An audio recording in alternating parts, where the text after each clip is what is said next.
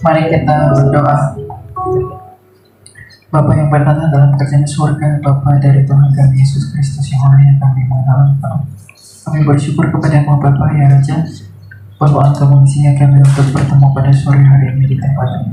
Semuanya oleh karena anugerah-Mu, dan pada kesempatan ini kami akan belajar firman-Mu. Biarlah Engkau yang melunakkan hati dan pikiran kami, agar kami dapat menerima kebenaran-Mu sebagai sesuatu yang mendidik kami dalam kebenaran, mengajar lalu menegur kami, agar nama kami Engkau tuliskan dalam kitab-Mu yang hidup ketika Engkau datang sebagai Raja. Ampunilah kami dan pakailah hamba-Mu yang hina, yang berdosa ini, agar di dalam kehinaannya Engkau menyatakan kemuliaan. Dalam Yesus kami telah berdoa. Amin. Amin. Silakan duduk.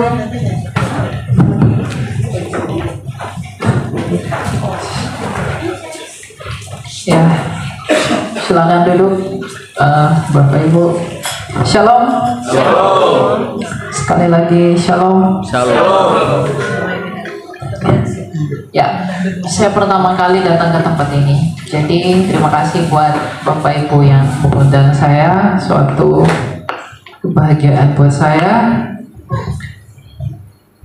Kita akan belajar sebelum saya mengajar firman Tuhan. Tentu saya perkenalkan diri saya, nama saya Elia Myron. Saya 21 tahun. Saya merupakan saya bilang ya, bukan pendeta, tapi ya orang yang mau memberi pertanggungjawaban tentang iman kekristenan. Dan mungkin Bapak Ibu ada yang sudah tahu tentang saya, dan kesempatan dari Tuhan dan waktu Tuhan lah yang mempertemukan kita pada hari ini, pada ini. Ya, kita akan belajar firman Tuhan dari Matius 3 ayat 2 yang dikatakan bahwa bertobatlah sebab kerajaan Allah sudah dekat. Poin dari Injil Matius yang akan saya bawakan pada sore hari ini di tempat ini adalah pertobatan. Bertobatlah sebab kerajaan Allah sudah dekat. Apa arti dari pertobatan itu? Apa makna dari pertobatan itu? Dan apa yang menjadi tuntutan dari pertobatan itu? Injil yang sejati, yaitu firman Allah yang menjadi manusia, itu telah datang ke dunia ini 2000 tahun lalu. Dan ia berseru-seru di tengah bangsa Yahudi, dan ia mempersuarakan satu berita yang amat dan teramat agung, bahwa bertobatlah sebab kerajaan Allah sudah dekat. Kristus yang adalah Tuhan kita, Yesus dari Nazaret, dia datang ke dunia ini membawa berita pertobatan sebagai kabar baik yang kita sebut Injil, karena ada hal. Kalau Injil yang adalah kabar baik itu datang ke dunia ini, berarti ada kabar buruknya. Kabar buruknya adalah semua keturunan Adam yang dilahirkan dari perempuan mati di bawah kuasa dosa.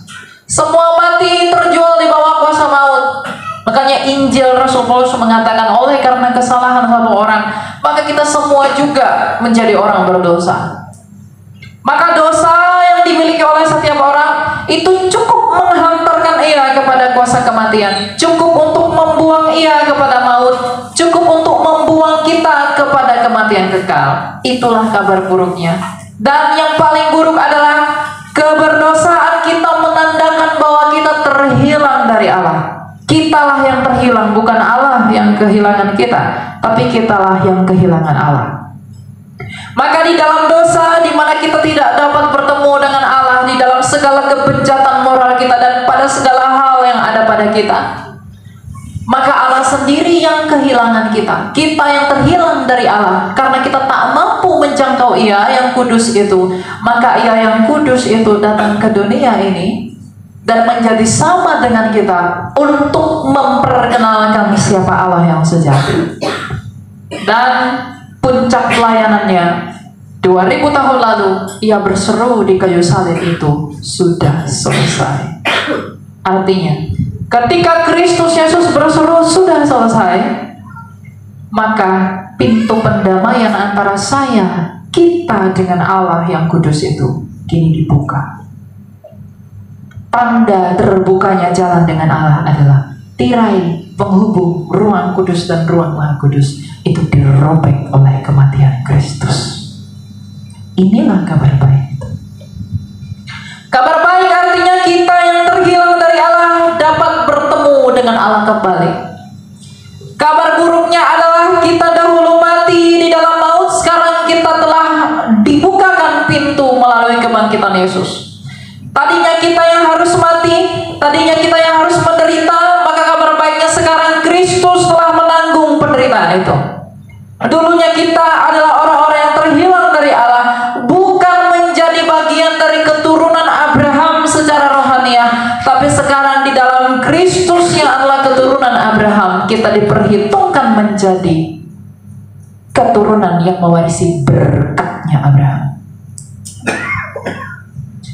Jadi ketika Tuhan Yesus datang membawa berita pertobatan, ini bukan tentang aturan-aturan moral, ini bukan aturan-aturan kode etik, tapi tentang berbaliknya pikiran kita dengan kesadaran kita bahwa kita adalah orang berdosa. Maka kita membutuhkan tangan Allah yang datang menolong semua dari kita yang terhilang, dan tangan itu hanya satu, yaitu melalui Yesus Kristus saja. Makanya dengan agung firman Allah yang hidup itu berkata, akulah jalan dan kebenaran dan tak seorang pun yang dapat datang kepada Bapa kalau tidak melalui Allah. Melalui siapa? Yohanes 14 ayat 6. Jadi Bapak Ibu, banyak orang yang menjadi Kristen tapi tak mengerti mengapa yang menjadi Kristen. Banyak orang menjadi Kristen karena orang tuanya Kristen, tapi tidak mengerti bahwa kekristenannya sebenarnya itu harus ada karena kesadaran dan pengakuannya bahwa ia adalah orang berdosa. Pertanyaan saya, apakah kita semua di sini pernah meminta pengampunan dosa? Apakah kita sadar tentang dosa-dosa kita? Banyak orang menangis meminta kepada Allah, aku pengen dapat ini, aku pengen dapat ini, aku pengen dapat ini. Dia menangis berseru-seru kepada Allah, tapi ia tidak pernah menangis merenungkan betapa kotor dan becaknya ia di hadapan Allah yang kudus itu. Banyak orang tidak sadar dia hanya dapat meminta-minta, tapi ia sendiri tidak sadar bahwa ia adalah orang berdosa. Ia terlalu berani menghadap Allah, tapi tidak berani mengakui dosanya. Pernahkah kita memberi waktu secara pribadi kepada Allah untuk merenungkan betapa kita ini sebenarnya orang yang tak berguna, orang yang begitu hina di hadapan keagungannya, tapi meskipun demikian kita masih diperhitungkan di dalam kasih-Nya, sehingga ia datang menyelamatkan kita semua. Kalau kita mengerti bahwa kabar baik itu begitu baik dan benar, maka ada yang dituntut dari Injil itu, yaitu pertobatan. Pertobatan kita beralih kepada pikiran-pikiran Kristus. Tidak ada keselamatan diberikan kepada orang yang hidup dalam dosa. Keselamatan itu diberikan kepada kamu, itu dipanggil bertobatlah sebab kerajaan Allah sudah dekat. Kita dipanggil agar kita berubah di dalam pertobatan yang adalah jalan yang satu-satunya itu. Tapi ada begitu banyak orang tidak mengerti makna dari pertobatan. Saya sudah pasti selamat, saya percaya Yesus. Saya pasti selamat karena saya sudah percaya Dia. Saya sudah menyanyi, saya sudah berdoa. Tapi kalau kehidupan kekristenanmu, di dalam kehidupanmu tidak ada kasih yang menginjili sesamamu melalui perbuatan hidupmu dan buah-buahmu, malahan engkau malah lebih jahat daripada penjahat. Tapi pada saat yang sama engkau mengakui Kristen, engkau bukan orang Kristen. Saya sendiri yang berdiri di depan Bapak Ibu, saya adalah orang berdosa, lebih berdosa dari Anda. Karena semakin kita belajar firman Tuhan, tidak ada orang yang belajar firman Tuhan makin merasa suci. Kalau ada orang yang mengaku pendeta, mengaku pastor, dia mengaku lebih suci dari siapapun, dia itu adalah hantu. Rasul Paulus yang begitu agung, ketika ia membunuh orang Kristen, ia begitu bangga akan keduniawiannya. Aku dari Benyamin, aku dari Tarsus, aku orang kaya, aku orang pintar. Tapi ketika dia bertemu dengan Kristus, ia berkata apa? Yang dahulu kau anggap mulia, sekarang kau anggap sampah. Ketika Rasul Paulus pergi berkhotbah kemana-mana, ia selalu mengatakan, akulah yang paling berdosa, akulah yang pertama, akulah yang tidak layak, akulah yang hina. Tapi pada saat yang sama ia semakin dalam intim dengan Tuhan, sehingga Injil yang dia beritakan itu murni, sehingga orang-orang yang mendengarkan betapa hebat dan agungnya firman Allah itu tidak mengidolakan Rasul Paulus, tapi mengidolakan Allah yang telah memberikan kasih karunia kepada orang berdosa seperti Rasul Paulus. Demikian juga kepada saya dan semua hamba Tuhan yang melayani. Hamba Tuhan dalam memberitakan Injil tidak boleh merasa lebih baik dari siapapun. Justru hamba Tuhan yang melayani Tuhan, justru dia harus merasa dia yang paling berdosa. Hatiku najis, kata Nabi Yesaya. Mulutku najis, kata Nabi Yesaya. Tapi pada saat yang sama Tuhan perkenankan ia untuk menubuatkan Kristus itu. Demikian juga hari ini. Pada hal yang sama, Tuhan perkenankan di dalam belas kasih-Nya kita mengucapkan hal-hal yang kudus padahal kita sendiri kotor. Itulah Injil itu. Kabar baiknya adalah pengampunan dalam Injil itu. Jadi anak-anak muda Kristen, orang tua, Bapak Ibu, kita harus punya pikiran, kita harus punya kehendak, kita harus punya rancangan dalam hati kita bahwa pengampunan yang kita peroleh melalui berita Injil yang telah diwartakan itu, itulah yang utama dan terutama. Jadi kalau ada yang berusaha ingin mencengkeram dunia, lalu meninggalkan kehendak-kehendak Kristus, engkau tidak lebih baik dari orang Farisi. Jika ada orang yang merasa bahwa dengan meninggalkan Kristus, I can get anything, saya bisa memperoleh apapun, tapi engkau menjual Kristus, berapa lama engkau bersama yang kamu kejar itu? Ada banyak orang mengikut Tuhan, tapi motivasinya tidak baik. Terlalu banyak hal-hal yang menawarkan keduniawian di dalam gereja, agar banyak orang yang cinta hal-hal yang duniawi itu mengikut Tuhan. Gereja-gereja sekarang banyak berpikir bahwa dengan menjadi serupa dengan dunia, maka aku bisa membawa banyak pengikut. Tapi itu salah. Gereja harus berbeda dari dunia. Kalau gereja sendiri berbeda dengan dunia, maka Bapak, Ibu, dan saya harus berbeda dengan dunia. Berbeda di dalam apa? Berbeda dalam iman, berbeda dalam kasih, berbeda dalam pengharapan. Orang yang di luar Kristus tidak punya pengharapan. Kita punya pengharapan enggak? Ketika Dia datang dalam kebangkitan itu, kita semua ini akan menyongsong Dia di angkasa dan menjadi pemenang dalam kemuliaan itu. Di dalam kasih, ketika dunia ini mengasihi dagingnya, ketika dunia ini mengasihi dosa, kita tidak boleh mengasihi dosa. Kita harus keluar dari situ. Ketika Injil ini diberitakan, kita harus berusaha keluar dari hal-hal seperti itu. Baik saya pun, kalau saya tidak setia dengan panggilan saya akan dibuang oleh Tuhan, saya akan dicampakkan oleh Tuhan. Maka kalau kita semua punya panggilan dari mula-mula dengan kasih yang mula-mula, kita harus setia. Orang bisa berbicara banyak firman Tuhan, yang susah itu konsistennya, yang susah itu setianya. Ada orang berkomitmen saya akan memberi, tapi ketika ia semakin banyak diberkati, dia tidak konsisten. Itu yang susah. Jadi kalau kita tidak setia, Tuhan bukan kekurangan alat, Tuhan punya banyak alat. Jadi kalau saya pun Elia di sini, kalau saya tidak setia kepada motivasi saya yang mula-mula, kalau motivasi saya mulai melenceng dari Tuhan, saya akan dibuang Tuhan. Siapapun, kenapa persekutuan doa ini diadakan di sini? Kalau motivasinya mulai menyeleweng, ini akan dibuang oleh Tuhan. Semua yang mengikut Tuhan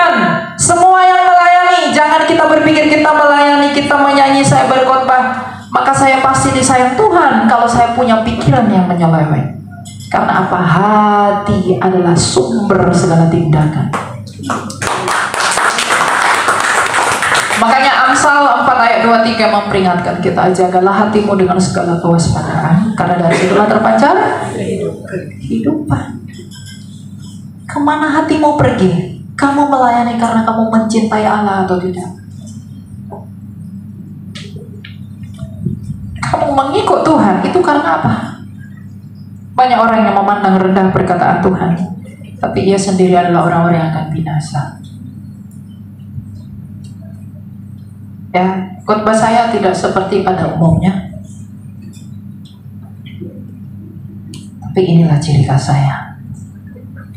Karena saya pernah di dalam dosa yang begitu merugikan saya, tetapi saya bisa berdiri hari ini di hadapan Bapak Ibu, itu karena terlebih-lebih dari apa yang kelebihan, saya menerima kasih karunia. Dan saya harap semua dari kita menyadari itu. Jangan kita menyadari Tuhan itu besar, Tuhan itu baik, itu dari apa yang kita peroleh, harta-harta bendawi duniawi ini. No. Kebahagiaan itu tidak status bendawi. Kebahagiaan adalah status batin. Semua apapun agamanya, sebenarnya jiwanya itu rindu ingin bersatu dengan Allah. Tapi kesatuan itu hanya bisa kita peroleh kalau kita mau merendahkan diri, kita mau menyadari bahwa kita adalah orang berdosa, dan di dalam kesadaran itu kita menyambut kasih karunia Tuhan di dalam Injil salib Mesias. Jadi semua orang, dengarkanlah bahwa Injil yang kita terima, bahwa Kristus yang telah datang, Ia yang telah mati, Ia yang telah tersalib, itu tidak pernah memberikan keselamatan bagi orang yang mempermainkan diri. Tapi keselamatan itu hanya diberikan bagi orang yang mau mengakui keberdosaannya, mau datang kepada kehendak Allah, dan mau melakukannya. Sebab iman tanpa perbuatan adalah mati. Itulah pesan Injil. Saya bersyukur ada persekutuan doa yang seperti ini. Semoga kita saling membangun. Siapapun yang memwartakan berita baik. Tadi saya cukup kaget dengar bahwa setiap persekutuan di sini hamba Tuhannya nggak dikasih tahu siapa yang mau melayani. Biar motivasi yang datang itu tidak melihat hamba Tuhannya. Itu bagus. Ya. Kenapa itu bagus? Banyak orang yang mengaku anak Tuhan datang ke gereja tapi masih menggunakan kedagingannya. Dia mau dengar kalau dia ganteng. Dia mau dengar kalau dia berkulit putih. Dia mau dengar kalau dia kaya. Dia mau dengar kalau dia sukses. Kamu mau dengar manusia atau mau dengar Allah? Rasul Paulus itu botak. Rasul Petrus itu tidak rupawan. Bahkan Kristus sendiri, Nabi Yesaya berkata apa? Semaraknya pun tidak ada, sehingga kita mengingini dia. Artinya Kristus datang ke dunia ini bukan seperti opa-opa Korea,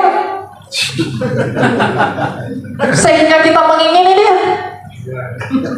Maka siapapun pembicaranya tetaplah setia dalam persekutuan ini. Karena apa? Itu simpel, tapi di dalam itulah kita dipuji. Kamu tahan uji atau tidak? Oh, saya males. Maaf, saya nggak bisa datang. Padahal karena dia nggak suka dengan pembicara itu. Ya.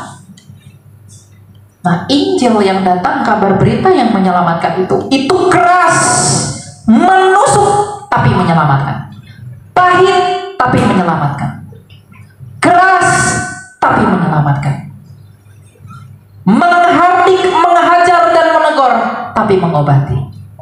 Bukan yang menyenangkan telinga tapi membinasakan. Obat itu pahit, tapi dia menyembuhkan. Kristus itu datang ke dunia ini sebagai obat yang oleh kesaksian para nabi mengatakan bahwa oleh bilur-bilurnya kamu menjadi sembuh. Saya ini orang berdosa yang tak berguna ini, itu hanya disembuhkan oleh tetesan darah Kristus itu.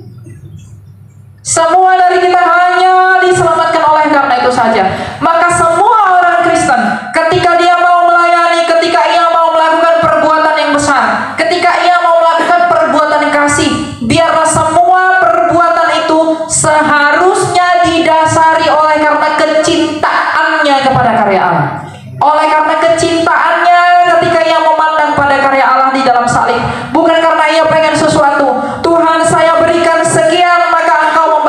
kesekian.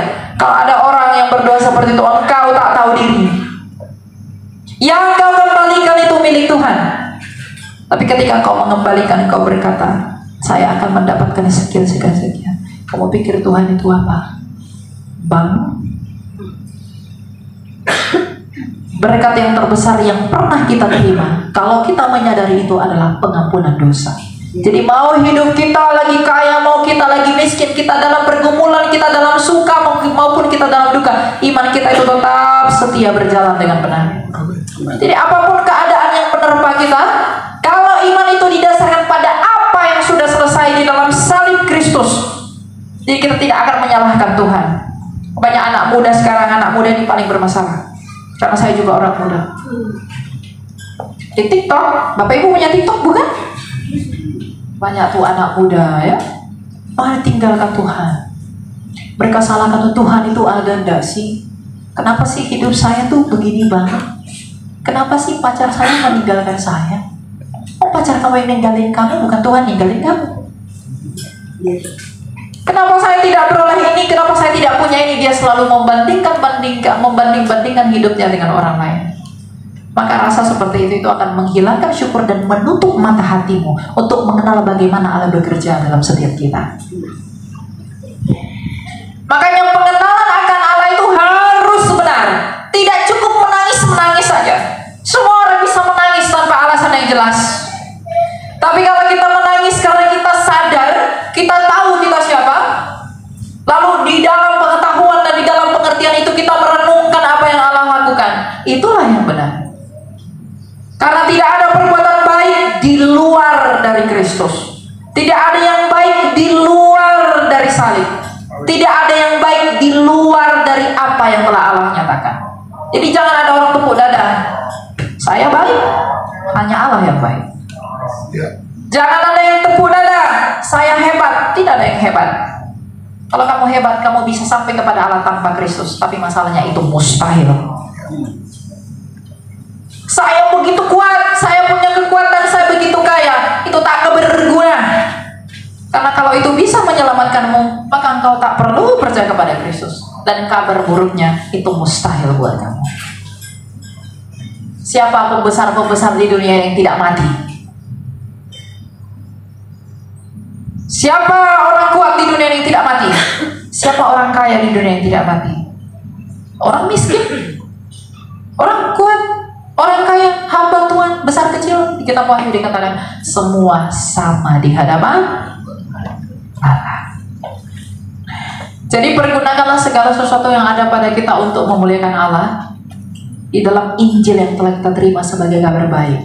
Injil itu selalu berjalan-jalan dalam hati kita agar ia mengkoreksi sejauh mana saya telah bertindak menurut firman Allah atau tidak.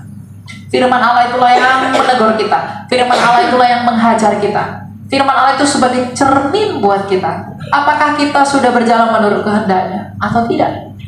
Dan kalau belum, mari kita berusaha punya keinginan, punya hati yang mau selalu berubah di dalam perkenanan Allah. Jangan mengaku, jangan terlalu pede mengatakan dirimu Kristen, tapi engkau tidak mencintai Kristus dalam hatimu dengan tidak mencintai pertobatan. Kalau kita mencintai Kristus, kita akan mencintai panggilannya, yaitu pertobatan. Setiap hari hati kita diubahkan, kasih kita akan semakin bertambah-tambah, dan pikiran kita adalah bukan pikiran yang sia-sia, tapi pikiran yang membawa semua jiwa, membawa jiwa-jiwa semakin rindu kepada Kristus. Biarlah hati, tindakan, ucapan, apapun yang kita lakukan itu harus dilakukan oleh karena kecintaan kita kepada Kristus. Jangan berharap semua tindakan apa yang kita lakukan, saya mau lakukan ini buat Tuhan biar saya begini-begini. Enggak. Bahkan kalau saya mengumpulkan semua perbuatan baik saya dibanding dengan matinya nyawa yang tak berdosa itu 2000 tahun lalu, itu tidak ada apa-apanya. Itu tidak berarti apa-apa.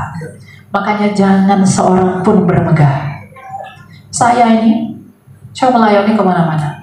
Saya tidak bisa bermegah, wah saya hebat, saya pelayan, saya lebih hebat dari kamu. Kalau saya berkata seperti itu, saya jangan dibuang oleh Tuhan. Berarti saya tidak melayani Tuhan, tapi saya melayani daging saya. Berarti saya melayani demi dapat pengakuan. Saya melayani demi dapat popularitas, bukan untuk kemuliaan Tuhan.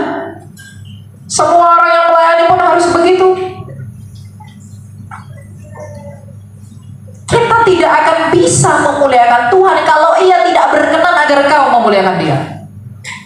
Saya nggak bisa mewartakan Injil Tuhan kalau dia nggak berkenan saya mewartakan Injilnya dia. Jadi jangan ada orang yang melayani mengaku bahwa saya ini sudah mengambil bagian yang besar sehingga nama Tuhan dimuliakan. Tanpa saya, tanpa kamu pun Tuhan dimuliakan. Amin. Yes. Dia tidak akan kekurangan cara memuliakan dirinya. Ketika matahari terbit dari timur, itu sudah cukup menunjukkan siapa dia. Ketika air hujan turun dari langit, siapa yang bisa buat seperti itu? Ketika kita menarik nafas, membuang nafas, itu sudah cukup membuktikan siapa dia.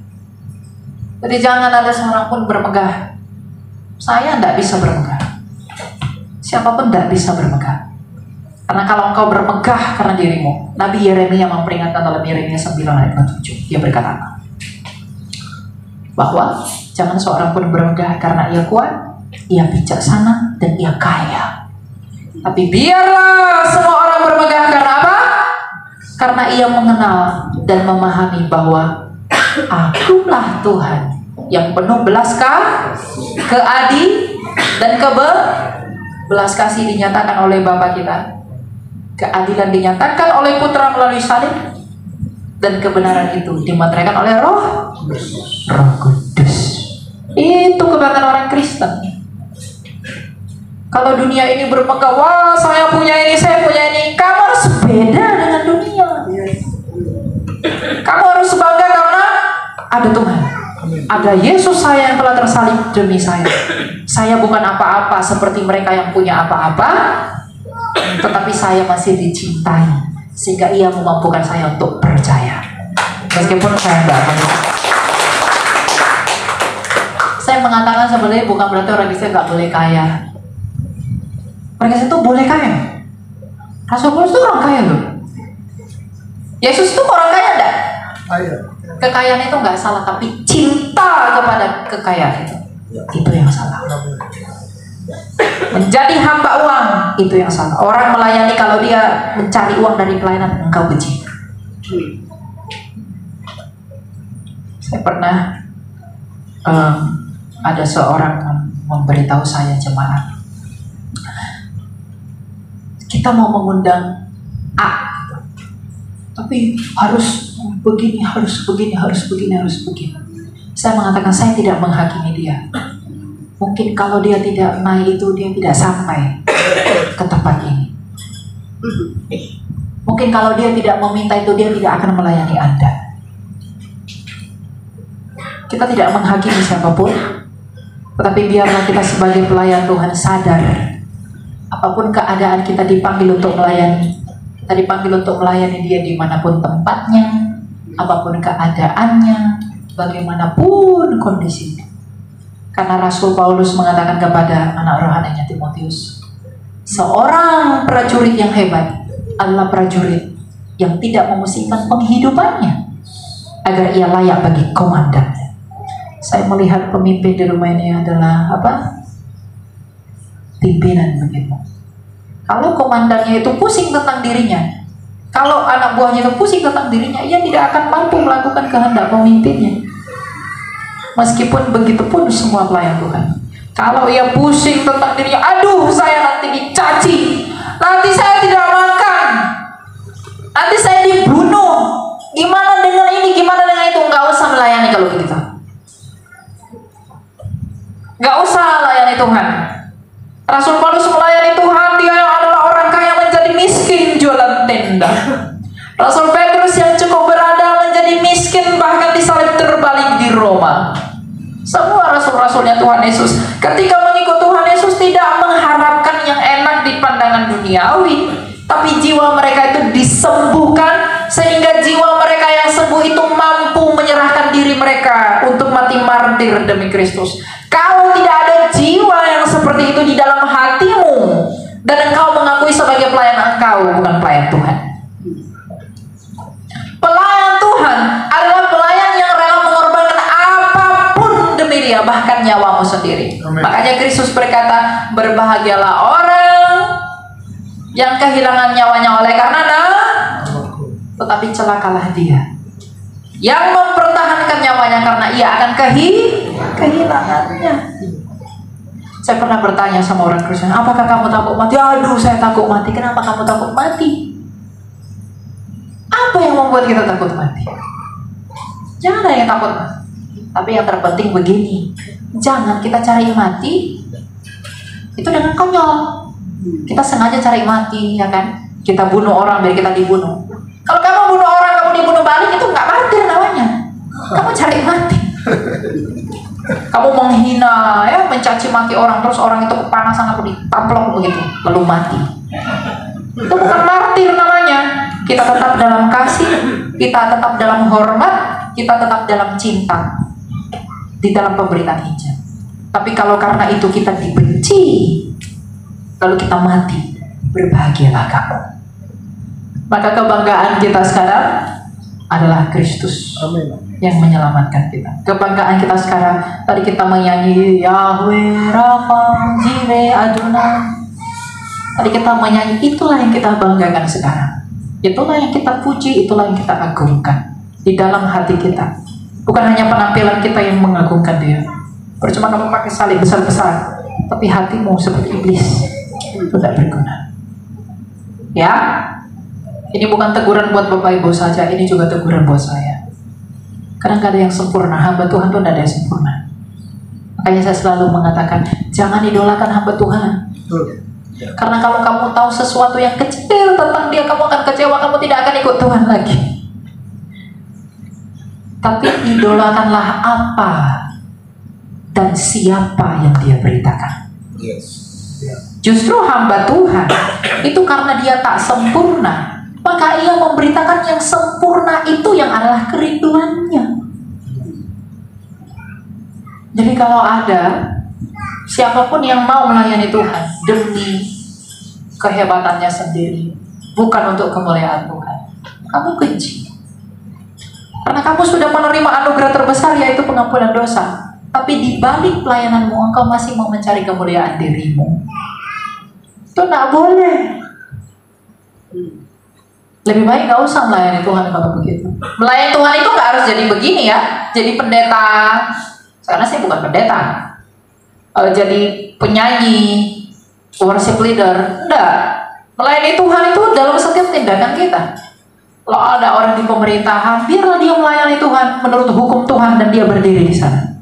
Kalau ada orang di politik, kalau ada orang di rumah sakit, di kesehatan segala macam, biarlah dia melakukan semuanya itu oleh karena cinta yang telah ia terima dari Tuhan. Agar apa? Agar orang yang dia layani itu ketika belum mengenal Kristus, ia bisa mengenal Kristus dari tindakan kita. Ya. Kalau kita hanya baik saja, tetapi tidak memberitakan Yesus juga percuma. Ya. Ada kemarin saya membimbing anak-anak muda, BRB namanya. Ada seseorang yang bertanya, namanya Dennis. Dia bilang, di gereja saya ada pendeta yang mengajarkan cukup kita berbuat baik saja, lalu tidak perlu beritakan Yesus dan ya pokoknya kita nggak perlu menginjili. Mereka itu bisa percaya. Caranya gimana? Oh, kita baik aja, kita berbuat baik aja, kita kasihi mereka, tapi nggak usah beritakan Yesus. Itu kasih yang salah. Tidak ada kasih berdiri di atas kesalahan. Kalau kamu mengasihi dia, kamu pasti memberitakan Yesus yang menyelamatkan jiwanya. Mungkin saya berbuat baik kepada Bapak Ibu, tapi tanpa saya beritakan Yesus, itu hanya menyenangkan dagingnya dia dan itu sementara. Tapi kalau saya beritakan Yesus kepada dia, itu akan menyelamatkan jiwanya kalau dia mau menerimanya. Jadi kita semua dipanggil untuk menjadi saksi. Kita dipanggil untuk mengasihi, kita dipanggil untuk berbuat baik, kita dipanggil untuk semakin cinta sama Tuhan. Karena semakin kita cinta sama Tuhan, kita akan semakin cinta pada sesama. Enggak ada orang sok-sok rohani, waduh Tuhan tuh begini-begini, tapi sesamanya enggak makan, dia enggak pedulikan. Keluarganya miskin, dia enggak bantu. Sesamanya menderita, dia tak tolong. Tapi setiap hari posting ayat-ayat Alkitab, percuma. Karena kegagalan mengasihi manusia adalah kegagalan mengasihi Allah. Oh iya, Tuhan Yesus berkata apa? Engkau yang memberikan aku pakaian, kamu beri aku minum. Murid-murid bertanya, kapan aku memberi engkau begitu? Ketika engkau melakukan itu kepada sesamamu, engkau sudah melakukannya buat aku. Itu kata Tuhan kita. Jadi jangan merasa hebat, orang udah posting rohani-rohani, tapi saudaranya menderita, dia tak tolong. Saudaranya dalam pergumulan, dia tidak mau memberi penghiburan, dia tak acuh, tapi di rumahnya banyak salib. Itu mungkin salib isinya jin. Oh iya, hati itu perlu direformasi Bapak Ibu. Saya itu dari keluarga yang nggak baik-baik aja, karena saya ditinggalin mama saya umur 3 tahun. Papa saya menikah lagi. Jadi keluarga itu hancur lebur, nggak jelas. Tapi ketika saya mulai melayani Tuhan, mereka semua sadar dan bersatu.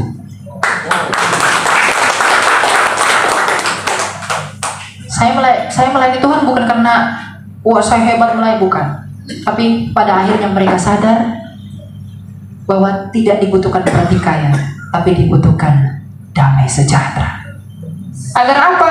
Kita menceritakan ini, menceritakan itu, tapi kita tidak di dalam itu, percuma. Ya. Jadi kebanggaan kita kepada Kristus, kebanggaan kita kepada salib Tuhan, itu sejalan dengan perbuatan-perbuatan kita yang mencerminkan apa yang kita banggakan itu. Kebanggaan kita kepada salib Tuhan, kebanggaan kita kepada salib Mesias yang adalah simbol penderitaan, adalah hal yang beriringan sambil dalam penderitaan kita sebagai manusia. Kebanggaan kita kepada Kristus yang menyelamatkan itu sambil berjalan berbarengan dengan kita melakukan tindakan kehendak Allah, yaitu berusaha menginjili untuk menyelamatkan jiwa orang. Karena kita semua adalah imamat yang rajani, yang dipanggil untuk menuntun semua jiwa yang ada kepada imamat yang satu-satunya itu, yaitu Yesus Kristus.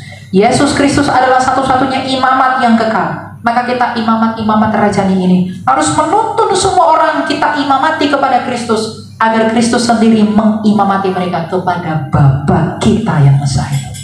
Disitulah kebanggaan semua orang Kristen. Jangan tinggalkan imanmu demi apapun. Jangan jual Yesus demi apapun. Ada terlalu banyak hal di dunia ini yang menggiurkan. Tetapi sekali lagi ketika iman kita didasarkan pada pengorbanan Kristus di kayu salib, ingat, semua yang menawarkan keenakan daging di dunia ini itu ditawarkan oleh orang yang berdosa. Tapi bayangkan, ada satu nyawa yang tak berdosa yang telah terpaku demi saya dan kamu. Itulah kebanggaan semua orang. Kebanggaan semua orang bukan tentang material, tapi tentang apa? Spiritual yang kita peroleh dari kematian Kristus. Bukan hanya mati, namun kebangkitan. Di dalam kebangkitan Kristus, kita semua pun turut dibangkitkan dari kuasa kematian, dan itu membuka gerbang pintu kekekalan agar kita tidak seperti dunia, tapi kita menjadi seperti Kristus. Jadilah Kristus kecil-kecil, surat yang terbuka dalam ucapan, dalam tindakan, dalam perkataan, dalam segala hal. Layanilah satu akan yang lain oleh karena kasihmu kepada Kristus. Ingat, segelas air pun yang kamu berikan kepada orang yang membutuhkan, Tuhan tidak akan melupakan itu ketika Ia mengadili kita. Apapun yang kau berikan oleh karena cinta, oleh karena kasih, Tuhan tidak akan melupakan itu. Tapi kalau kamu memberikan segelas air agar kau dipuji, Tuhan akan membuang kamu. Tapi kalau kamu membantu saudaramu oleh karena agar kau dielu-elukan, agar kau dipajang di sana sini, Tuhan akan membuang kamu. Tapi kalau kita melayani Tuhan, memberikan yang terbaik sesuai dengan kemampuan kita kepada orang-orang yang membutuhkan, siapapun itu, ini bukan tentang uang ya. Jangan salah paham, ini bukan tentang uang. Ini tentang apa? Pemberitaan Injil. Karena tema saya Injil. Apapun yang kita lakukan kalau tanpa pemberitaan Injil itu tidak berguna. Ingat, tidak berguna. Jadi kalau ada orang merasa hebat, saya sudah memberikan ini, tapi dia tak menginjili, itu nggak berguna. Karena itu hanya buat kemuliaan dia, bukan untuk kemuliaan Allah. Kemuliaan Allah dinyatakan dalam Injil itu. Makanya dalam ungkapan gereja kita, Soli Deo Gloria, kemuliaan hanya bagi Allah. Jangan ambil itu.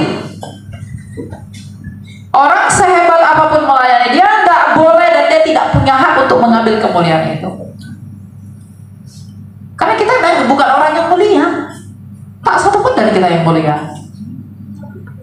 Kita selama di dunia ini kita masih berjuang agar kita memperoleh pengharapan nanti dimuliakan. Itu yang terpenting. Ya, jadi layanilah semua orang menurut motivasi yang benar, menurut apa yang Tuhan ajarkan buat kita, agar ketika Ia datang sebagai Raja, kita nggak ketakutan, tapi kita berbahagia bahwa apa yang telah kita perjuangkan, ketika kita menderita di dalam Kristus, tapi telah tiba saatnya kita dipulihkan di dalam keadaan, yaitu keadaan yang tak berdosa pada hari penghakiman. Kalau kita adalah kambing, kita akan disisihkan di sebelah kirinya.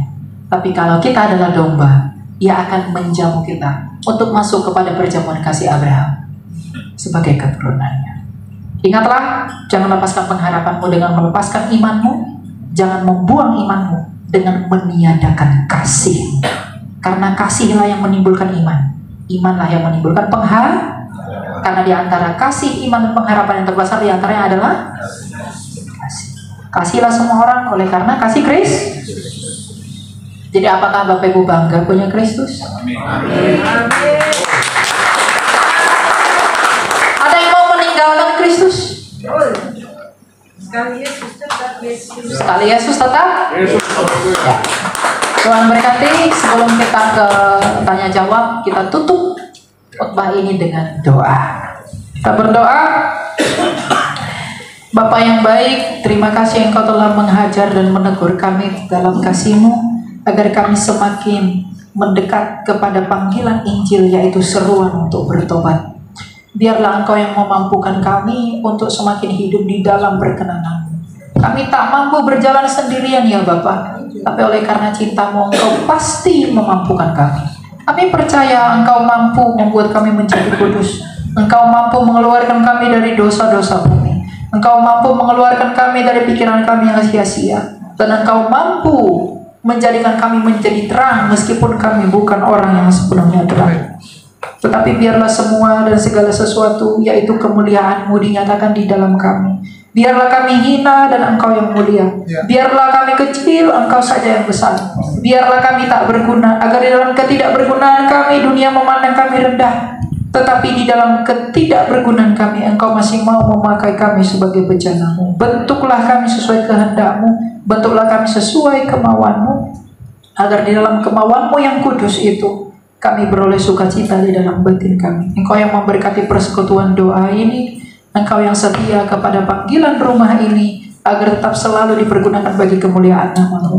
Engkau yang menyertai roh di dalam setiap kami, agar kami selalu setia pada Injil yang sejati, Injil yang benar, yang menyuarakan panggilan Injil, yaitu pertobatan, agar kami berbahagia di dalam batin kami. Engkau yang memberkati yang memberi apapun, Engkau juga yang memberkati yang menerimanya. Sebab kemuliaan hanya bagi-Mu ya Bapa, dan bagi Putra-Mu Yesus Kristus, dan Roh-Mu yang kudus, yang telah memberikan kami hidup sekarang dan selalu, serta sepanjang segala abad.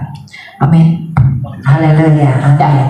Nah, hari ini kita tuh spesial banget ya Bapak Ibu. Jadi sekarang Elia membuka ruang pertanyaan. Yang mau bertanya? Mau bertanya tuh berarti mau belajar, ya. Jangan nanya Elia rumahnya di mana, nggak boleh. Nanyanya tentang bagaimana kamu mau mengenal tentang Tuhan. Yang di belakang, tunjuk tangannya biar saya kesana. Oke.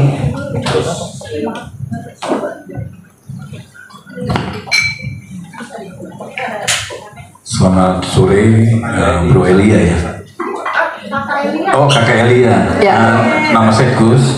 Saya mau tanya, ada banyak, saya dengar dari orang-orang, ya dari pribadi saya, ada gereja yang merasa,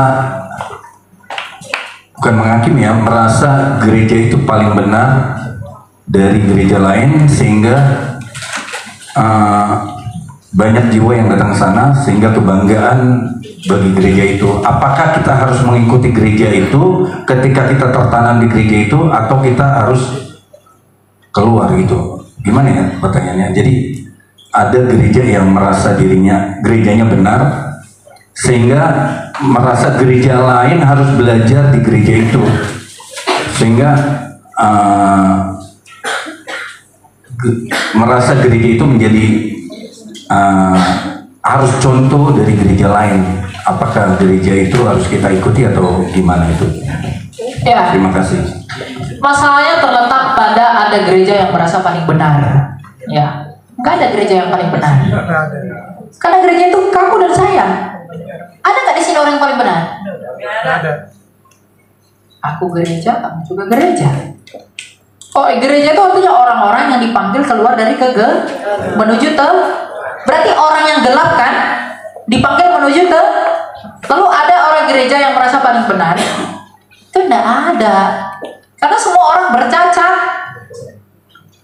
Tetapi klaim seperti itu lahir atas dasar apa dulu? Yang pertama, saya selalu melihat gereja itu dari Injilnya. Kalau Injilnya itu ngaco, Yesus tidak diberitakan, Yesus tidak diwartakan, yang diberitakan hanya berkat-berkat saja, itu enggak gereja yang benar. Saya tak perlu menyebutkan apapun, siapapun, enggak. Kita yang menilai itu. Kalau kamu dibawa mengikut Tuhan hanya karena kekayaan, berkat, berarti kalau kamu di dalam duka, engkau tidak akan mengikut Yesus. Berarti engkau tidak diajarkan untuk setia. Rasul-rasul itu dipanggil untuk menderita. Jadi semua orang Kristen itu harusnya dipanggil untuk menderita, melepaskan keinginan hawa nafsu kita, dosa-dosa kita. Itu panggilan yang benar. Jadi saya nggak melihat, karena dia gereja, misalnya ya gereja mula-mula begini, lalu ini enggak. Mau kamu Katolik, mau kamu Protestan, mau kamu Ortodoks, mau kamu karismatik, silakan gereja di tempat itu. Tapi ingat, kalau Injil tidak diberitakan di sana dan Tuhan tidak dipermuliakan di sana, malah mengumbar kehebatannya sendiri. Hati-hati. Ada banyak orang yang mengatasnamakan dirinya gereja, tapi ia memuliakan dirinya, tidak memuliakan Allah. Ya, jadi saya tidak menilai gereja ini benar atau tidak benar berdasarkan dia dari mana, datangnya dari mana, enggak. Tapi saya melihat itu dari pemberitaan Injilnya. Ada nggak Injilnya di sana? Diberitakan nggak pertobatannya di sana? Kalau memang gereja-gereja yang kuat menginjili, lalu mengatakan bahwa gereja-gereja dengan berita yang tidak ada Injilnya itu salah, itu benar. Ya, karena gereja itu adalah ibu yang mengelilingi semua orang percaya, agar melalui gereja kita dipulihkan. Gereja itu menerima orang berdosa, tetapi mengubah orang berdosa itu. Ya, jadi itu poinnya ya, bukan yang lain-lain. Ya. Oke, beri kemudian mulai ya, pertanyaan yang luar biasa. Ada lagi yang dari belakang? Saya depan. Bapak, silakan. Sebutkan nama. Selamat sore. Ya, Elia Miron ya. Nama saya Cliff Metekohi. Saya sering lihat Elia Miron di TikTok ya. Sangat luar biasa. Pertanyaan saya pertama ada dua. Pertama, apa perbedaan antara nama Yesus sama Isa Al-Masih? Apakah itu sama? Ya, dalam arti satu orang aja. Kalau memang berbeda, kenapa masih ada gereja nama Isa Al-Masih? Ya. Kedua, kita tahu bahwa firman Tuhan mengatakan, aku mengaruniakan anak yang tunggal, dan barang siapa yang percaya padanya akan memperoleh hidup yang kekal. Aku garis bawahi, hanya percaya aja mendapatkan hidup yang kekal. Betul kan? Bagaimana dengan manusia yang lahir tidak mengenal Yesus, belum mengenal Yesus, sampai dia mati pun tidak mengenal Yesus, karena belum ada pemberitaan mengenai Yesus. Tapi perbuatannya sangat bagus, ya, tidak mencuri, tidak berzina, tidak berbohong, ya, dibandingkan dengan yang percaya Yesus tapi perbuatannya kacau. Mana yang diterima oleh Allah? Ya, jadi dia taruhlah di hutan ya, dia tidak ada pemberitaan Injil mengenai Yesus, tapi perbuatannya untuk keluarganya bagus, ya. Yang seperti saya bilang tadi beberapa hal, dibandingkan dengan yang percaya Yesus tapi perbuatannya ya mencuri atau apa. Menurut Elia Miron, mana yang baik di hadapan Allah? Terima kasih. Ya, saya jawab dari pertanyaan kedua ya. Dua-duanya nggak baik. Yang pertama, Kalau ada orang mengaku Kristen, tapi hidupnya seperti iblis, dia bukan Kristen.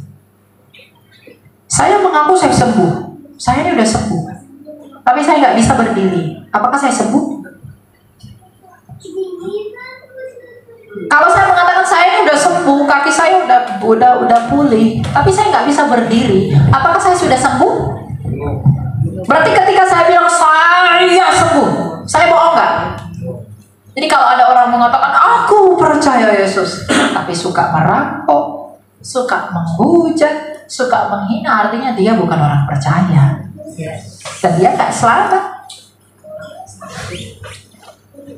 Karena Tuhan Yesus dalam Matius 7 bilang apa? Dari buahnya lah kamu mengenal mereka. Aku percaya Yesus, tapi mulutnya suka mencaci, suka menghina-hina orang. Berarti dia nggak percaya. Kamu tahu air ini menghilangkan hausmu, tapi kalau kamu nggak minum air itu, kamu tetap haus. Jadi percaya itu apa dulu? Itu yang pertama. Lalu bagaimana nasib orang yang ketika lahir misalnya di hutan gitu ya, dia tidak pernah dengar Yesus, lalu sampai mati dia nggak dengar Yesus, bagaimana dengan keselamatannya? Di dalam Roma 2 ayat 14-16 Rasul Paulus mengatakan bahwa orang-orang seperti itu akan dihakimi menurut hati nuraninya. Ya, jadi begini nih, meskipun dia di pedalaman, orang-orang yang misalnya di pedalaman Papua gitu ya, mereka itu bisa saling berantem. Mereka bisa tahu apa yang benar, apa yang nggak benar. Itulah bukti bahwa di dalam hati nurani mereka itu ada hukum yang ditanamkan oleh Tuhan. Ya, jadi misalnya kita pergi ke pedalaman. Di pedalaman itu ada orang-orang manusia yang belum pernah dengar Injil, bahkan belum ada listrik, teknologi. Tapi ketika kita datang, mereka berusaha menghadang kita. Mereka berusaha untuk membunuh kita.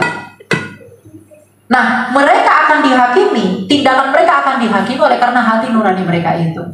Misalnya menurut hati nuraninya, katakanlah misalnya dalam hati nuraninya itu menebang pohon itu salah. Kalau mereka dengan sengaja menebang pohon, berarti mereka melanggar hati nuraninya, mereka berdosa menurut hati nuraninya. Dan Tuhan akan mengadili ini. Makanya jangan heran Rasul Paulus bilang apa? Jangan heran ada orang saling membela, saling mendakwa. Di pedalaman pun ada orang berkelompok. Dengan kelompok ini tidak mau, karena punya hati nurani. Oh ini temanku, ini enggak temanku. Nah, Tuhan Yesus yang akan mengadili itu ketika hari pengadilan. Bagaimana nasibnya kita nggak tahu. Karena apa? Roma 2 ayat 16 dikatakan, sebab Kristus sendiri nantinya akan menghakimi mereka, yang menghakimi segala yang kelihatan dan juga yang tidak kelihatan. Kita nggak bisa katakan mereka binasa, kita nggak bisa katakan mereka juga selamat. Karena belum dinyatakan. Nanti kita semua akan melihat itu di pengadilan. Begitu. Ya. Lalu yang pertama mengenai apa tadi? Isa Almasih sama Yesus. Oh iya, Yesus dan Isa Almasih. Apakah sama atau beda? Isa Almasih yang dimaksud ini Isa Almasih dari mana dulu? Kalau Isa Almasih yang dari umat lain, tentu nggak sama. Tapi kalau Isa Almasih dalam Kristen, yaitu Yesusnya kita. Karena apa?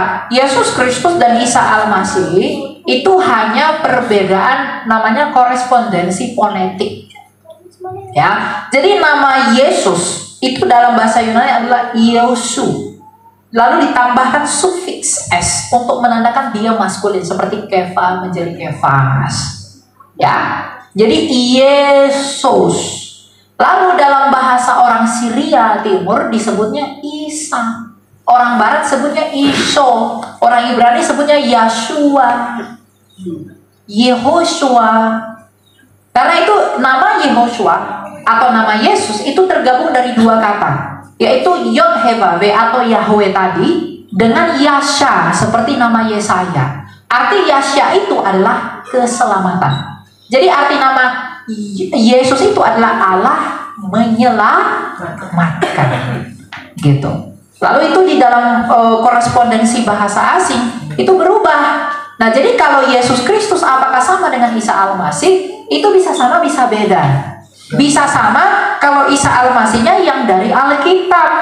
Tapi kalau Isa Almasihnya dari kitab suci agama lainnya tidak sama. Jadi kalau ada gereja namanya gereja Isa Almasih, itu benar atau salah? Nggak apa-apa. Selama mereka mengimani Isa Al-Masih yang dari dalam kitab suci, bukan dari kitab orang lain. Di sini namanya Elia. Di Jerman ada juga namanya Elia. Tapi apakah sama? Di Bandung ada juga namanya Elia. Apakah sama? Tidak sama. Jadi kesamaan nama belum tentu kesamaan tokoh. Deskripsi Isa Al-Masih di dalam kitab suci umat sebelah dengan Isa Al-Masih dalam kitab kita itu berbeda. Kita lahirnya di kandang domba mereka beda, ibunya beda dengan kita juga. Perjalanannya beda, usianya beda. Kalau di dalam kitab mereka percaya bahwa Isa Al-Masih itu hidup di zamannya Daud. Jauh sekali. Daud ke Yesus itu 1000 tahun, Bapak Ibu. Makanya ketika Daud dalam Mazmur 22 itu menubuatkan nanti Mesias yang akan datang itu ketika tangan dan kakinya terpaku, dia akan mengucapkan Eli Eli lama sabachthani. Maka 1000 tahun setelah itu baru digenapi oleh Yesus. Itu bukti kitab suci itu ajaib. Amin. Ya, jadi nggak sama kalau memang sumbernya berbeda. Kalau sumbernya sama, pasti sama. Jadi kita harus bijak untuk menanggapi itu, gitu. Karena ada reasonnya, ada alasannya untuk itu. Ya. Ya, silakan. Ada lagi yang mau bertanya? Oke, masih kemuliaan dulu ya, yang di belakang. Saya beri kesempatan hanya 5 pertanyaan ya, ini udah ketiga. Jadi cepat-cepatan. Terima kasih untuk hamba Tuhan Evangelis Elia Miron. Saya hanya mau bertanya satu pertanyaan yang mungkin saya merasa belum mengerti tentang pengucapan iman rasuli. Di bagian akhir dikatakan kebangkitan daging dan hidup yang kekal. Yang saya mau tanyakan kebangkitan daging. Yang saya pernah tahu bahwa kalau daging ini kemudian mati dikuburkan, kemudian itu namanya jasad ya, hilang. Tapi dikatakan di dalam pengakuan iman rasuli kebangkitan daging. Apa yang dimaksudkan? Mohon penjelasan. Terima kasih. Ya. Kebangkitan daging di sini adalah sama seperti peristiwa inkarnasi. Inkarnasi itu tolong mainnya dimatiin, Bang. Oke, thank you. Inkarnasi itu dari kata Latin incarni. In itu di dalam. Karni itu artinya daging. Jadi karnivora itu pemakan. Jadi kalau incarni itu di dalam sama kalau dalam bahasa Yunani disebut sarx egeneto. Dia menjadi sarx, become a flesh. Dia menjadi daging. Karena kita punya daging. Jadi kalau disebut kebangkitan daging, itu artinya apa? Kebangkitan tubuh. Jadi nanti semua orang ketika Tuhan Yesus datang yang kedua kalinya, orang yang sudah mati mau dikremasi, mau dibakar, mau bagaimanapun, itu dagingnya akan dibangkitkan sama seperti daging Tuhan Yesus ketika dia bangkit. Amin. Karena apa? Kenapa kita bisa mati? Kenapa kita binasa? Karena rohnya kita itu udah kehilangan hidupnya Allah ketika manusia jatuh ke dalam dosa. Sehingga rohnya kita itu tidak mampu menopang tubuh kita, makanya semakin menua, semakin mati. Karena kita kehilangan kehidupan Allah. Kita itu nggak pernah dicipta untuk jadi tua. Dosa lah yang buat kita makin tua. Karena hidupnya Allah itu udah hilang dari kita, sehingga roh kita itu tidak mampu menopang tubuh kita yang semakin lemah ini. Nah, ketika hari kebangkitan, Tuhan akan membangkitkan tubuh kita menjadi tubuh yang tidak akan pernah bisa tua. Seperti tubuh Tuhan Yesus, yang artinya akan kembali kepada keadaan yang semula ketika Adam dan Hawa belum jatuh dalam dosa. Ingat, Tuhan gak pernah ciptakan kamu untuk mati. Saya ciptakan Elia untuk 50 tahun. Setelah itu saya cabut nyawanya lalu dia mati. Enggak. Roma 6 ayat 23 upah dosa ialah Jadi yang buat kita mati, yang buat saya sakit, yang buat saya menderita, yang buat saya ini, itu adalah dosa. Nah, Tuhan Yesus datang ke dunia ini menaklukkan dosa itu, agar dosa itu tidak lagi berkuasa atas kita. Mengapa sih firman Tuhan itu menjadi manusia?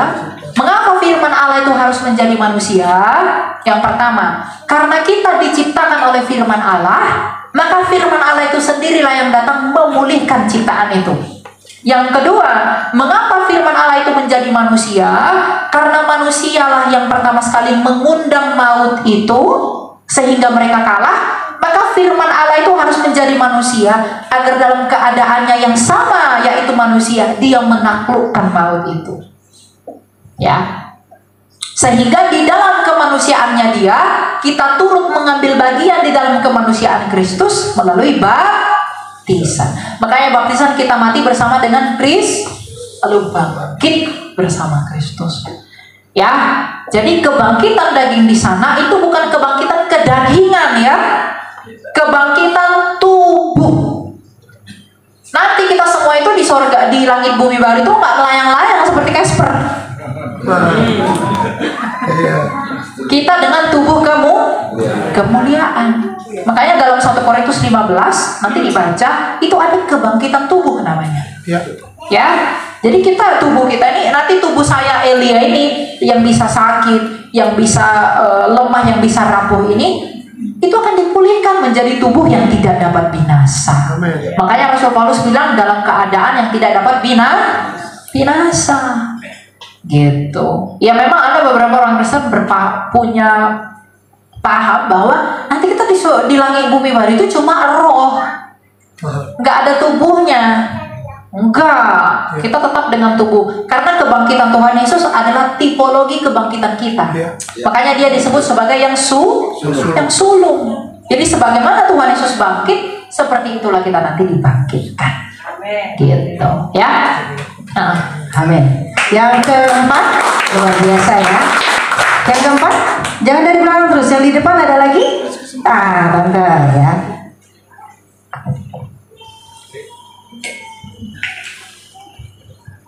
Shalom. Ya, salam hamba Tuhan Eli.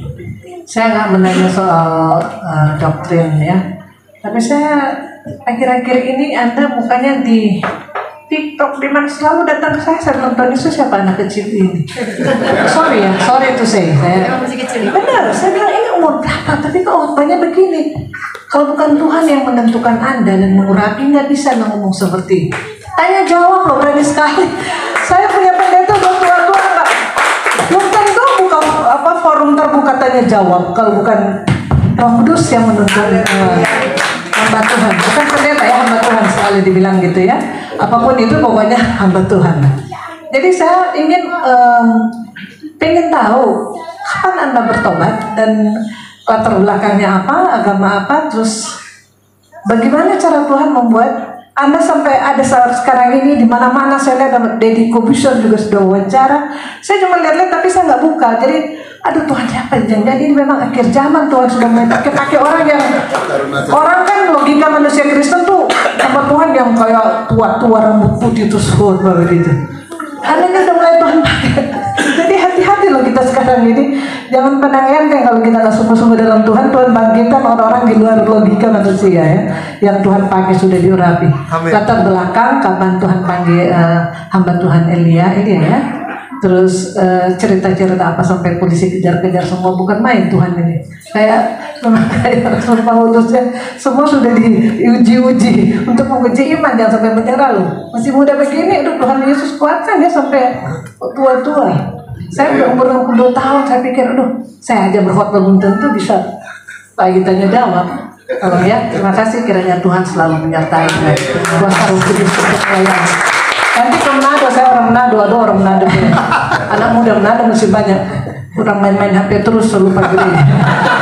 Ada kebanyakan ini, makanya Tuhan bangkitkan anak muda begini. Karena ini kita sekarang generasi dirusak oleh media. Mudah-mudahan pemerintah keluarkan yang 16 tahun ke bawah nggak boleh baca TikTok. Sekarang saya setuju sekali. Rusak kita generasi ini. Anak-anak bangun tidur sudah nggak berdoa. Termasuk cucu saya. Iya, saya lihat ya. Ini benar loh. Saya bilang anak saya, dulu mana berdoa, sekarang kurang ingin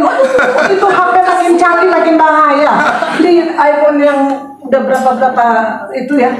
Jadi semua muncul di situ. Saya sebagai orang tua ya, kita kan kalau tahun lagi hidup ya secara logika saya pikir. Kalau bukan kita doakan anak-anak kita ini, Tuhan tuntun ya, Roh Kudus menuntun akal budi supaya cari Tuhan Yesus juru selamat. Ini teknologi dunia ini bahaya, ini ingin memisahkan kita dari kasih Tuhan, kasih Kristus. Tolong ya, doa saya sebagai orang tua, Elia dipakai Tuhan Yesus luar biasa dan iman kamu tetap berapi-api untuk keliling Indonesia. Tuhan berkati. Baru keliling dunia, Indonesia dulu yang harus beresin. God bless you, terima kasih. Yesus name, amin. Pertama, kalau kita mau, kita pasti mampu. Amin. Apapun usianya. Ya, jadi bukan karena kita memang mampu, enggak. Semua orang yang mau itu pasti dimampukan Tuhan. Jadi bukan cuma saya. Saya lihat di sana ada anak muda. Ada satu berapa itu? Kalau kalian mau, kalian akan mampu. Ya, gitu. Nah, saya terlahir sebagai orang Kristen. Cuma orang Kristen yang gitu lah, ya, abu-abu, enggak ini. Jadi dulu, mama papa saya itu menikah di Jakarta. Lalu mama saya itu saya bilang papa mama saya ini pisah begitu. Lalu papa saya menikah lagi, mama saya nggak tahu kemana gitu ya. Nah sejak umur 3 tahun itu saya tinggal bersama dengan nenek saya. Kita itu berasal dari keluarga yang sangat sederhana. Jadi prinsip yang ditanamkan nenek saya dari kecil adalah kamu itu tujuannya nggak mau jadi kaya, tujuan kamu adalah berdampak buat siapapun. Sejak saat itu saya kuliah, saya sekolah, puji Tuhan saya berprestasi. Di SMA saya juara olimpiade, saya pokoknya berprestasi lah. 1 paralel, juara umum dan lain sebagainya. Lalu saya masuk ke universitas, masih kampus. Ya, saya ngambil jurusan bisnis karena saya suka bisnis waktu itu ya. Nah, saya suka bisnis. Kemudian di pertengahan konten bisnis ini, karena ingat saya moto berdampak. Nah, saya berusaha mau literasi orang tentang keuangan. Karena saya berprestasi di bidang itu. Saya pintar di investing, pasar modal, valuasi dan lain sebagainya. Saya buka akun TikTok saya karena TikTok waktu itu lagi hype banget kan. Saya buka TikTok, saya buat akun, saya buat konten nih tentang keuangan. Ya, tidak lama setelah saya buat konten, ada yang nonton tapi dikit sekali. Saya scroll itu beranda TikTok, banyak orang yang menggugat iman Kristen lalu menjatuhkannya. Lalu saya mikir dalam hati, iman kami itu tidak begini. Meskipun saya nggak tahu banyak waktu itu, saya memang belum belajar. Iman kami itu nggak begini. Malam itu juga saya belajar Tritunggal. Karena yang digugat itu Tritunggal. Saya buat video malam itu, saya belajar 2 jam. Saya langsung buat malam itu juga Tritunggal. Karena besok saya harus masuk kampus. Saya tinggal tidur, dulu masih ngaco tuh pahamnya. Belum jelas ya, masih belibetan. Karena baru perdana tentang hal itu. Besok paginya banyak yang nonton tuh konten. 30.000 orang yang lihat. Baru itu yang memacu saya untuk kemudian sampai sekarang. Tapi di tengah-tengah perjalanan itu, ya, saya menemukan Tuhan itu dari apa? Ya, yang pertama, saya kan buat konten itu untuk nge-counter pandangan-pandangan mereka yang keliru tentang Kristen. Saya buat konten tentang Israel, tentang Alkitab dan lain sebagainya. Lalu saya diundang wawancara sama Richard Lee. Ya, Anda mungkin ada beberapa yang udah nonton. Ketika saya diwawancara itu entah dengan alasan apa saya tidak takut. Padahal itu podcastnya gede loh. Saya pergi dengan tidak bawa apa-apa. Saya hanya bilang saya tidak perlu dibayar. Tapi izinkan saya bawa Alkitab. Saya bilang begitu. Oke, nggak apa-apa, Elia. Saya bawa Alkitab. Makanya kalau Anda lihat saya bawa Alkitab di sana. Saya mau bilang ketika berbicara Israel dan Palestina itu harus baru menyerangkan ke Isa dan Al-Masih tadi. Itulah yang membuat saya didemonstrasi. Mulai saat itu banyak orang benci saya, banyak orang yang berusaha ngetutup akses kepada saya. Mereka kejar-kejar saya sampai saya harus pindah kampus karena saya mau dipersekusi di kampus lama saya. Saya dikejar-kejar waktu itu dalam keadaan saya yang lemah karena saya sakit waktu itu. dalam keadaan yang lemah, saya dikejar-kejar orang, saya pengen dibunuh orang, saya dicaci, dimaki, sampai keluarga saya khawatir tentang saya. Saya harus pindah ke sana kemari, saya harus ke Tangerang, saya harus kemana, sampai pada akhirnya ada Tuhan yang mempertemukan dengan orang lain, saya dilarikan ke luar negeri untuk sementara waktu. Setelah balik dari luar negeri, saya balik Indonesia, juga masih dicara, masih banyak laporan yang masuk atas nama saya. Ya, tapi dan kebetulan waktu itu dalam proses itu mungkin Bu Lydia tahu, saya bertemu dengan orang yang saya pikir adalah malaikat, tapi ternyata orang yang menjatuhkan saya. Dia menyiksa saya dengan kuat sehingga batin saya itu sangat kesakitan. Dan pada waktu itu membuat saya hampir putus asa. Karena saya dijatuhkan dari banyak arah, dari banyak hal. Tetapi di dalam pertemuan itu membuat saya jadi sakit semakin drop.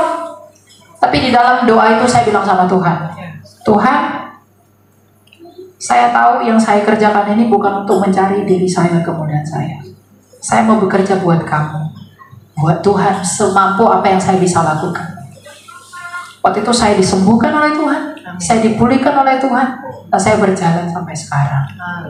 Jadi itu yang membuat saya tetap kuat. Apakah kamu tidak menderita? Saya menderita sekali. Dulu bayangkan saya di tempat yang tidak layak. Saya katakan tidak layak karena saya tinggal di tempat kecil sekali. Di situ saya buat konten. Mungkin kalau Anda lihat nonton konten saya yang mula-mula, itu otaknya masih bocor-bocor. Mungkin Anda bisa lihat. Nanti scroll TikTok saya, tuh, itu masih begitu loh. Dan itu tentu tidak safe buat saya untuk dengan kondisi yang dikejar-kejar seperti itu. Ya, tapi di dalam pergumulan itu saya bilang sama Tuhan, Tuhan, kalau saya pun mau mati hari ini, biarkan saya mati di dalam Engkau. Kalaupun saya hari ini harus binasa oleh daging saya, daging saya harus dibinasakan oleh manusia, tapi saya hanya takut kepada Engkau yang bisa membinasakan jiwa saya.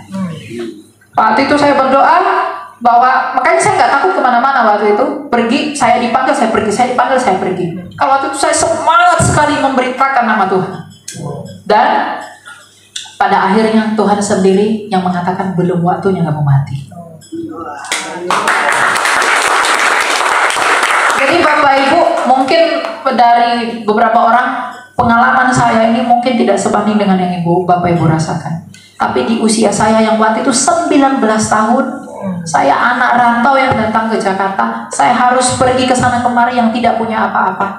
Itu perjuangan yang tidak akan pernah saya lupakan, dan itu yang akan membuat saya untuk tetap mau setia, mau konsisten kepada panggilan saya.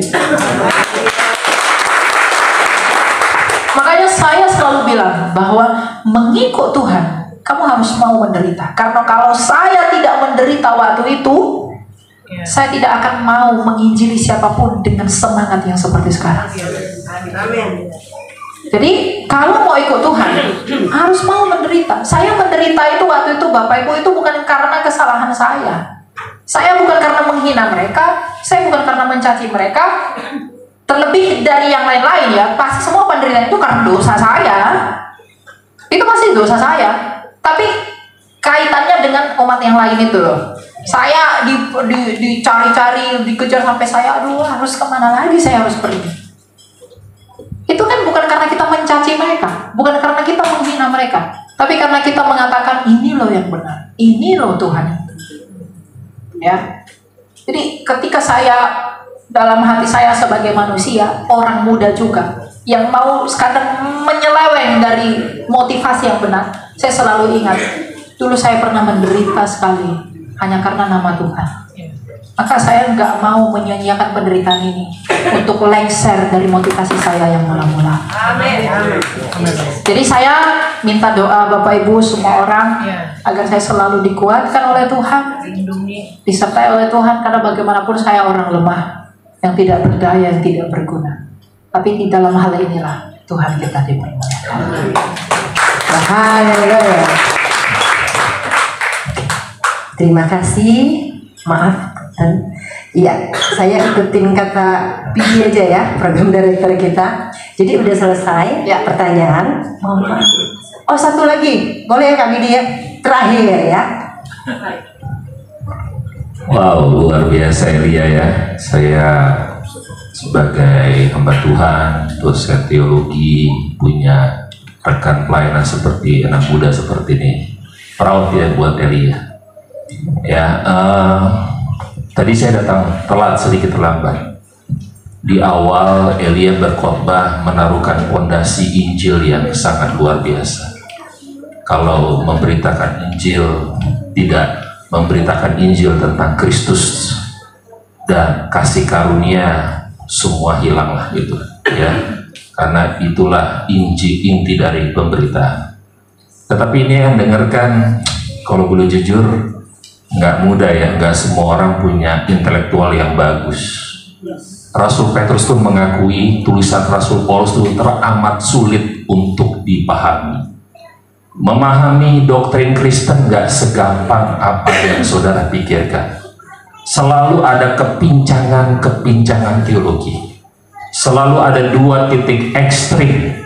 Bagaimana bisa menempatkan secara utuh dan proporsional. Saya senang sekali di awal Elia berkhotbah menekankan tentang kasih karunia yang begitu kuatnya. Pemberitaan Injil harus dipusatkan pada Kristus.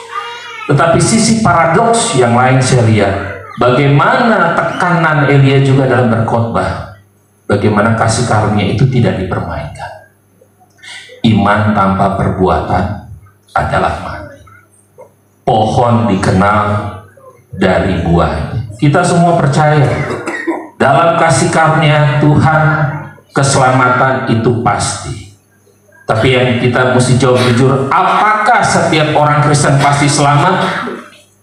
Nah, karena bukan orang yang berseru-seru nama Tuhan akan masuk dalam kerajaan surga. Ada dua pertanyaan buat Elia, supaya semua yang di sini bisa paham kebenaran secara utuh. Karena khotbah yang 30-45 menit ini tentu tidak mudah. Karena para hamba Tuhan pun dokter teologi berdebat, waduh, kayaknya nggak habis-habis gitu. Apa kaitannya kasih karunia terhadap kematian terhadap dosa? Karena di dalam Roma 5, dosa sebesar apapun tidak bisa membendung kasih karunia Allah. Akhirnya di dalam Roma 6 timbullah pemikiran jemaat Roma, kalau begitu saya buat dosa saja sebanyak-banyaknya, toh nanti juga kasih karunia bertambah-tambah. Tapi jawaban Paulus tidak, karena kamu sudah mati terhadap dosa. Nah, seringkali orang menyalahartikan kasih karunia ini. Nah, itu poin yang pertama, kasih. Itu perlu dijelas. Lalu yang kedua, apa hubungannya kasih karunia? Bukan keselamatan memang betul bukan karena usaha manusia. Tetapi apa kaitannya kasih karunia Tuhan dengan menjadi serupa dengan Kristus? Karena kasih karunia yang diberikan kepada kita bukan sekedar memindahkan kita dari sorga dan neraka. Tuhan punya tujuan kekal. Tadi yang Elia berkata, kita harus menjadi suratan Kristus yang hidup. Nah, ini ada kepincangan-kepincangan yang akhirnya banyak orang Kristen tuh impoten. Kudus enggak, jahat enggak, tengah-tengah aja. Itu ya. Nah, ini jadi dilema gitu, ya kan? Karena padahal keselamatan yang Tuhan anugerahkan itu, Tuhan punya tujuan, how to be like Christ. Karena inti kekristenan, to be like Christ. Kurang dari itu, bukan Kristen Elia. Nah, bagaimana Elia menghubungkan dua titik paradoks ini? Ya, bagaimana kasih karunia dengan pertumbuhan iman? Karena banyak orang yakin pasti selamat, tetapi tidak mengerjakan, ya, kasih karunia itu, tidak bersungguh-sungguh untuk bertumbuh di dalam iman. Akhirnya banyak iman Kristen chaos, jadi batu sandungan. Terima kasih, Elia. Oke, ini yang bertanya dosen teologi ya.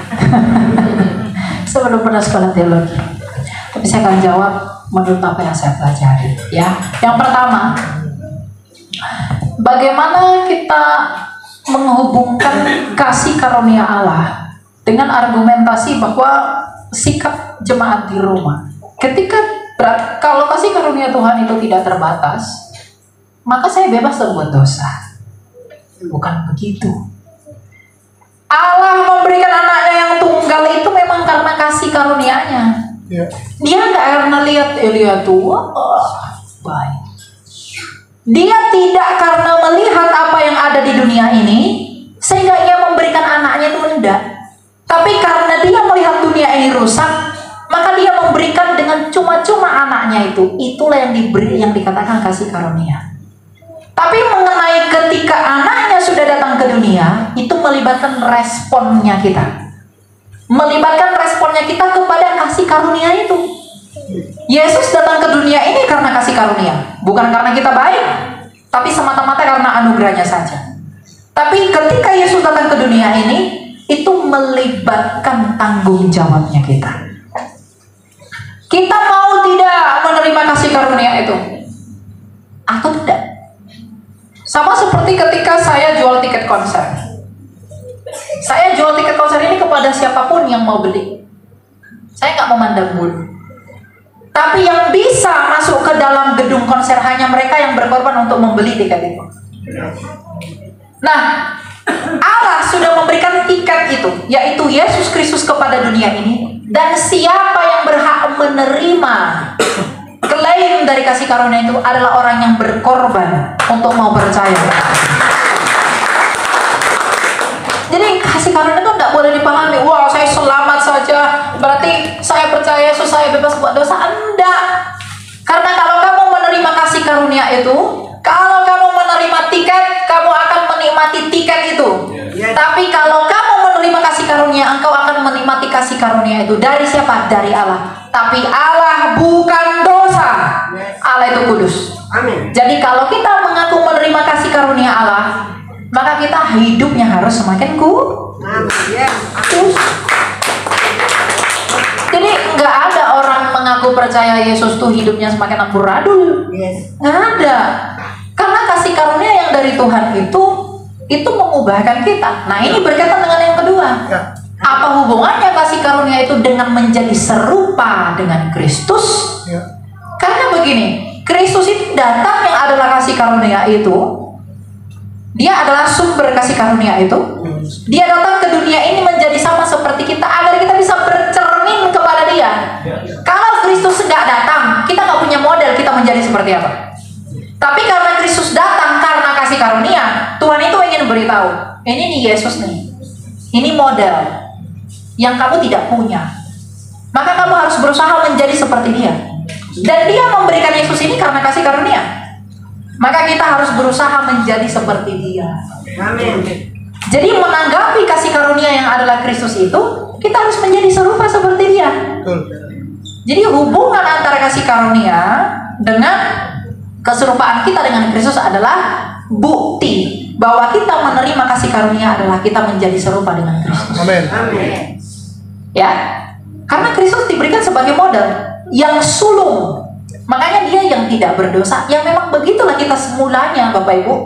Kita mula-mulanya diciptakan yang seperti Kristus itu, yang tidak berdosa. Nah Tuhan itu mengingatkan kembali sejak mulanya kamu harus menjadi begini. Maka Dia memberikan Yesus yang tak berdosa itu ke dunia ini oleh karena kasih karunia-Nya. Maka kita yang memandang kepada kasih karunia itu akan berusaha menjadi serupa seperti yang Dia mau. Ya, jadi nggak ada orang menjadi Kristen tuh, oh udah kita bebas seperti yang disalahpahami umat lain. Oh enaklah jadi Kristen udah ditebus, bebas buat dosa. Enggak. Penebusan itu enggak terjadi ketika oh saya percaya Yesus tahu kamu itu enggak, sampai kamu mati. Makanya ayat Alkitab berkata, ujilah dirimu sendiri. Apakah kamu udah yakin? Apakah kamu belum?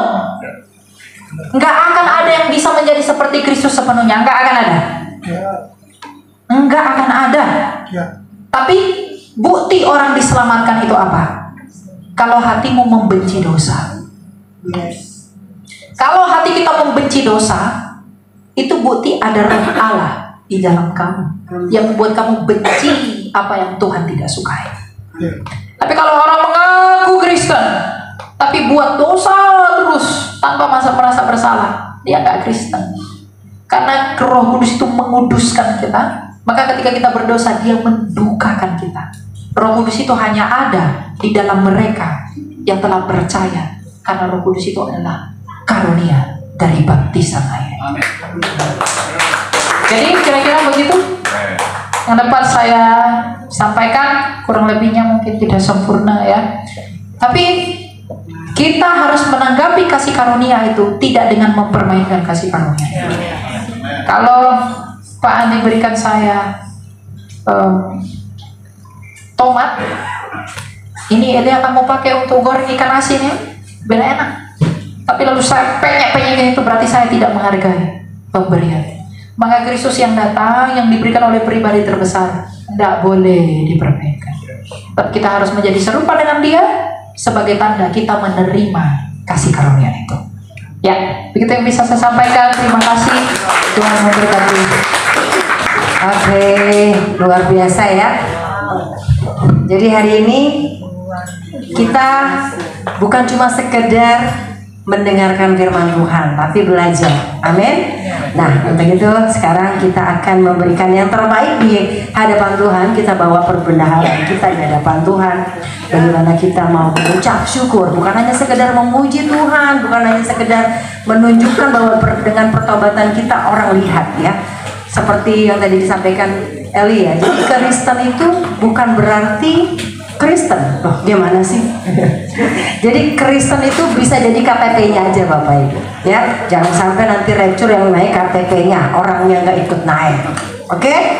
Yuk kita akan doa persembahan yang akan dibacakan oleh Bapak Joshua. Pak Joshua. Oh ya. Disiapkan Bapak Ibu Saudara. Kolektor yang petugas.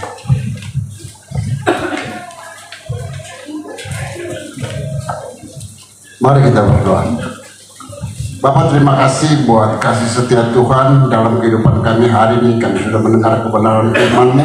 Terima kasih sekali lagi Tuhan, berkati hamba-Mu yang sudah menyampaikan kebenaran. Beri tambahkan hikmat pengetahuan yang dari Engkau. Terima kasih. Dalam nama Yesus sebentar kami akan memberikan persembahan. Tuhan berkati tangan-tangan yang beri. Setiap kami yang memberi, Tuhan memberkati. Bahkan yang tidak memberi juga Tuhan memberkati. Dalam nama Tuhan Yesus Kristus, Allah yang kami hidup dan bisa bersyukur dan berdoa. Haleluya. Amin. Amin. Haleluya. Ya, omnya kemana omnya? Iya. Omnya di kamar mandi nih si om juga ya. Iya, tanpa musik dulu. Om bisa. Oh, sudah ada. Ya. Silakan Bapak Ibu Saudara.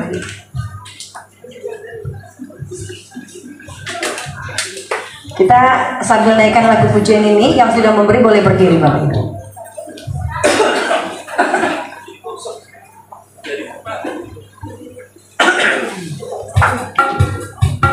Yang sudah memberi boleh langsung berdiri. Dari kita duduk aja. Sekarang kita naikkan tangan kita, gerakan badan kita supaya nggak salah urat ya. Karena saya ini 3 minggu, 4 minggu Bapak Ibu salah urat kaki saya. Tapi saya percaya Tuhan baik ya.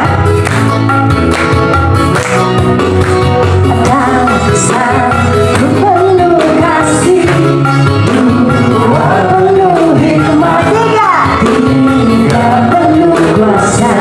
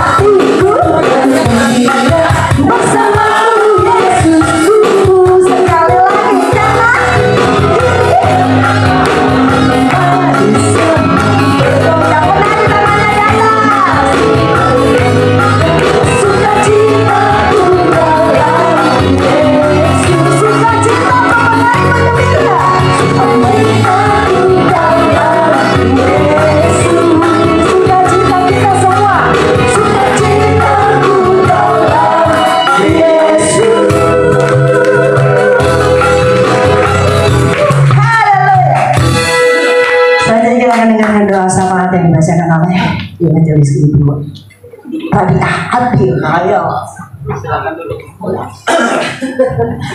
Suaranya duduk aja. Ya puji Tuhan saya bisa hadir ini dengan suara yang serak.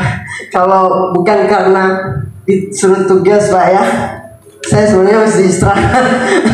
Tapi Bapak lihat saya di FB kemarin, saya tepar ya, ngajar 5 sesi mestinya 6 sesi. Saya cuma ganti kaos terus, tapi itulah kemurahan Tuhan. Saya sedikit kesaksian bagaimana Tuhan baiknya kepada saya. Dan begitu Ibu Tres minta saya untuk ketemu, saya bangga, gue pulang. Saya pulang di sofa, saya tertidur Pak. Saya nggak bisa ngapa-ngapain. Dan saya terngorok, ada ngorok misalnya, saya terbangun. Ya Yesus, oh rupanya. Tadinya saya bilang untuk Sabtu saya tidak mau ngajar, berikan kepada junior saya. Tapi admin bingung. Kalau menggantikan senior itu sulit Pak. Kalau saya menggantikan junior boleh. Nah itulah yang mungkin Elia bingung ya. Apa ini? Saya instruktur Pilates dan Redcord. Jadi begitu berat keseharian saya. Tapi saya walaupun sakit, saya tetap semangat. Karena saya katakan duit itu tidak jatuh dari langit. Sekalipun saya sudah oma, cucu saya 4, saya tetap harus kerja. Saya background dari atlet dan saya background juga dari perbankan. Dan itu juga kemurahan Tuhan. Ini kesaksian dikit ya. Dan itu puji Tuhan. Tadi nyampe baru dikirim untuk pokok doanya. Saya sekilas, saya ketik-ketik tadi, ngantuk juga. Tapi pas nyampe sini hilang semua. Ya udah, ini ada lagi. Puji Tuhan. Ya itulah baiknya, yang dasarnya Elia Miron ini bisa hadir di sini ya. Luar biasa. Kamu anak saya, lebih muda dari anak saya loh.